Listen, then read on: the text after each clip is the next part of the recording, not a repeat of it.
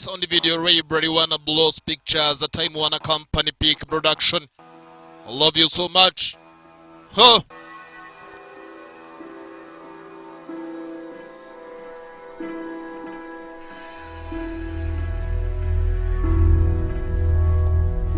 Legendary Nanone Pictures, the sound video. Oldest stories ever told. Stories of time before man and gods. The Titans were powerful. Poseidon and Hades. Zeus convinced his brother Hades,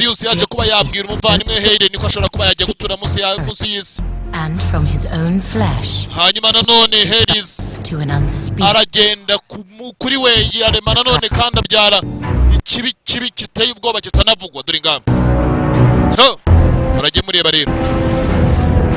Zeus became king of the heavens. Zeus yaje kuba yaba umwami w'ijuru. Hanyuma na Edeni aza ku mwami uri underworld munsi y'isi. Was left to rule the underworld. Ngo yaje kuba yaba hagomba kuba yategeka isi munsi y'isi yose. Ariko Zeus nagategeka hejuru y'isi yose. It was Zeus who created man. Yari Zeus ngo niwe waje kuba yarema abantu. Immortality. Amaze kurema abantu bamwe abaha ubuzima bwo buhoraho. Abandi abaha ubuzima none burangirira igihe. Mankind grew restless. They began to question the gods. Ngo kubera ko abantu batangiye kugenda bakura cyane bagakomera bakaba igihe kirekire, batangiye kugenda ngo bahungabanya no mutekano w'amana yabo yagiye abarema. Ari ngabo murage mureba rero. Into this world a child was born.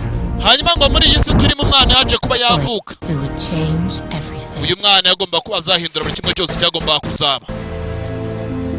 Ho!